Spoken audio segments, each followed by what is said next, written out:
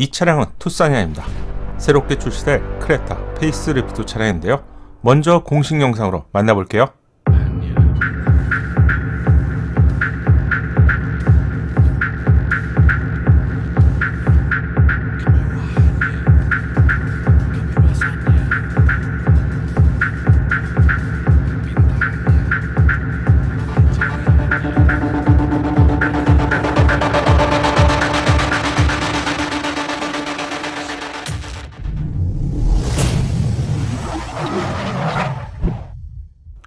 안녕하세요, 연목구름입니다.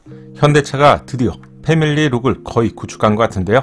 투싼에 처음 적용되었던 파라메트릭 다이나믹스 디자인이 현대차의 주력 SUV에 어느덧 모두 적용이 되었네요. 최근까지 현대차는 디자인 때문에 곤혹을 많이 치르고 있었죠. 출시하는 차량마다 긍정적인 반응보다는 사실 아쉽다는 반응이 더 많았습니다. 특히 형제차인 기아와 비교해서 최신 차량의 디자인 방향성은 기아 쪽이 우세한 분위기였죠. 하지만 투싼부터는 조금씩 달라질 것 같은데요. 디자인은 호불호가 있고 개인 차이도 있지만 탕킨치를 닮은 산타페보다는 확실히 한결 괜찮은 분위기죠.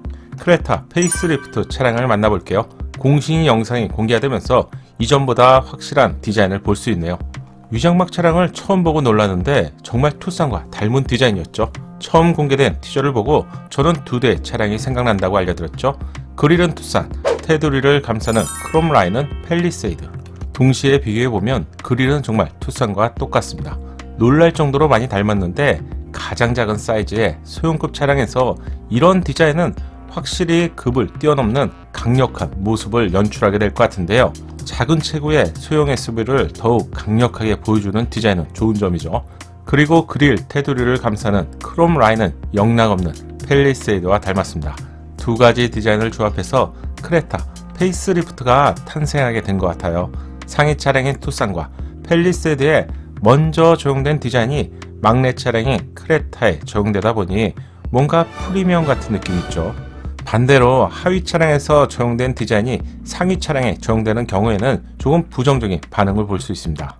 내년에 출시될 팰리세이드 페이스리프트 예상도인데요. 현대차는 페이스리프트를 통해서 패밀리 룩을 갖추고 있는 것을 확인할 수 있네요. 현대차가 인도 전략형 소형 SUV 크레타에 남다르게 신경을 쓰는 이유가 있는데 작년에 인도 시장에서 크레타의 판매량을 보면 무려 9만 대 이상을 판매했습니다. 9만 대 이상의 판매량이라면 국내 시장 기준으로는 1위 그랜저, 2위 포트를 제외하면 비교 대상이 없는 상황인데요. 인구가 많고 시장이 크다고 하지만 코로나 시국에 9만 대 이상을 판매했다는 점은 시장의 중요성을 잘 보여주는 사례죠. 그동안 개발도상국의 경우 최신 디자인보다는 구형 디자인을 선보이는 것이 보다 일반적이었는데요. 최신 디자인을 적용하면서 신형 투싼과 유사해진 것이죠. 인도 시장에 신형 투싼이 판매가 되지 않고 있는 상황이기 때문에 추후 신형 투싼이 출시가 된다면 크레타에 이어서 투싼까지 자연스럽게 연결이 되겠죠. 인도 시장에 이런 디자인이 처음 선보이는 것인데 인도 시장에서 현대차 그룹은 전체 시장의 35% 점유를 하고 있습니다. 진출 23년 만에 일본 마루티 스즈키를 제치고 1위를 달리고 있는 상황인데요. 35%라면 인도 도로에서 최신 차량 3대 중에 한 대가 현대차 그룹의 차량이라고 보면 될 것 같은데 정말 대단한 기록이죠. 최근까지 인도 시장은 일본 차량의 놀이터라고 표현할 수 있었는데요. 대한민국 차량이 도로를 채우고 있다니 기분이 좋아지는데요. 상품성 강화 버전이 페이스리프트라서 측면부의 디자인은 기존의 모습을 그대로 유지하고 있습니다. 다만 테일램프 쪽 디자인이 조금 변경되었네요. 이전보다 좀 더 자연스러워졌다고 할까요? 차이점은 제일 위에 한 줄의 디자인의 차이가 있습니다. 기존 크레타의 경우 트렁크로 연결되는 테일램프 디자인이 중간에 잘린 듯한 느낌이었죠. 바로 이 부분의 디자인인데 안쪽으로 연장했습니다. 이렇게 말이죠. 아주 작은 디자인 변화라고 할 수 있는데 훨씬 자연스럽게 연결된다는 점이 좋네요. 실내도 변경사항이 있습니다. 빠르게 보시죠. 크레타의 실내 사진인데 처음 보시는 분들도 많을 것 같은데요. 소형 SUV인데 산뜻한 느낌이죠. 처음 티저가 공개되었을 때 동일한 실내인데 왜 공개한 거지? 잘 보시면 운전자 공간의 핵심인 계기판의 디자인이 변경되었습니다. 기존 계기판은 구형 산타페처럼 중앙에 속도가 표시되는 그런 디자인이었죠. 페이스리프트에서는 10.25인치 디지털 계기판이 새롭게 추가되었습니다. 이 디자인은 투싼에서 처음 선보인 디자인인데요. 현대차의 최신 차량인 스타리아에도 동일한 디자인이 적용되었죠. 소형 SUV 크레타에 이 계기판을 넣어주니 제법 고급스러운 느낌인데요. 실내 공간의 가장 큰 변화는 7인승이 새롭게 제공됩니다. 가장 작은 사이즈의 소형 SUV에 7인승이 말이 되나요? 국내 소비자는 이렇게 말씀하실 것 같은데요. 크레타뿐만 아니라 기아, 소넷은 이미 7인승이 출시가 되었죠. 현지에서 판매가 잘 되고 있는 상황인데요. 국내보다 체구가 좀 작기 때문에 1열에 성인이 탑승하고 2열과 3열에 체구가 작은 초등학생 정도가 이용한다면 예상보다 괜찮은 거주성이 나옵니다. 소형 SUV에 7명이 탑승한 사진을 보여드릴게요. 우리가 상상하는 것보다 괜찮을 수 있어요. 현지 유튜버의 허락을 받고 보여드리는 것인데요. 가족이 총 7명입니다. 동일한 공간을 제공하는 기아 소넷 7인승 차량인데요. 크레타 7인승은 당연히 동일한 사이즈를 제공할 것 같습니다. 1열에 어른이 탑승했는데 불편함이 없다고 해야겠죠? 혹시 여러분 아십니까? 소형, 중형, 대형급 모두 1열 공간은 큰 차이가 없습니다. 이유는 1열만 중점으로 사용하기 때문에 경차가 아닌 이상 1열 공간을 측정해보면 레그룸을 포함해서 불편한 경우가 거의 없습니다. 만약 여러분이 평소에 1열만 집중적으로 이용한다면 큰 차량을 구입하실 이유는 별로 없을 것 같은데요. 제조사가 이런 부분을 이야기를 잘 안 해주죠. 2열에는 초등학생, 고학년 정도 또는 중학생 정도로 보이는데 거주성은 적당히 보이네요. 3열에는 어린아이들이 앉았습니다.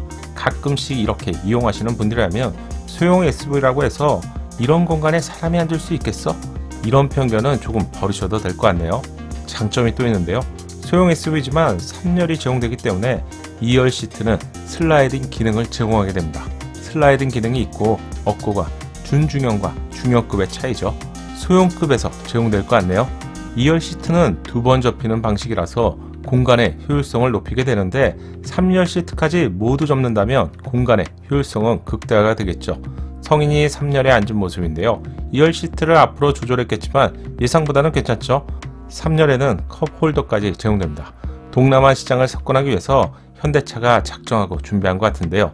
동남아 쪽의 날씨는 많이 더운데요. 그럼 무더운 날씨에 7명이 탑승한다면 에어컨 걱정이 되겠죠. 하지만 천장형 송풍구가 제공되고 송풍량을 조절할 수 있기 때문에 2열은 당연하고요. 3열까지 시원한 바람이 도착하게 됩니다. 이게 다가 아닌데요. 소형 SUV에서 찾아보기 힘든 퍼들램프 기능도 제공합니다. 또한 파노라마, 썬루프가 제공되는데 현지에서 높은 인기를 얻고 있는 차별화된 옵션이죠. 2열에 수동 커튼도 제공됩니다. 이건 사용해보면 별거 아닌 기능이지만 정말 유용한 기능이죠. 현대차의 플래그십 세단인 그랜저와 같은 차량에서 제공하는 2열 헤드레스트 쿠션도 제공됩니다. 이 정도면 충분하죠. 가끔 채널에 국내에 출시되지 않는 차량을 왜 소개합니까? 이런 질문을 주시는데요. 경쟁력이 높은 차량을 알고 있어야 여러분이 차량을 구입하실 때 도움이 되고요. 특히 국내 제조사가 만든 차량이라서 빠짐없이 알려드리고 있는데요. 벤틀리나 롤스로이스, 슈퍼카 같은 차량도 구입하진 못하지만 관심 때문에 여러분 보시잖아요. 이런 이유 때문에 알려드리고 있습니다. 또한 국내에 출시가 되지 않은 친환경 엔진이 플러그인 하이브리드 차량도 유럽 등에서 자주 볼 수 있는데요.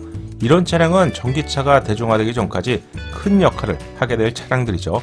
이번 영상에서는 투싼을 닮은 크레타 페이스리프트를 알려드렸는데요. 멋진 디자인, 천장형 송풍구, 7인승 공간을 제공하는 소형 SUV 크레타가 추후에 국내에 출시되길 희망해봅니다.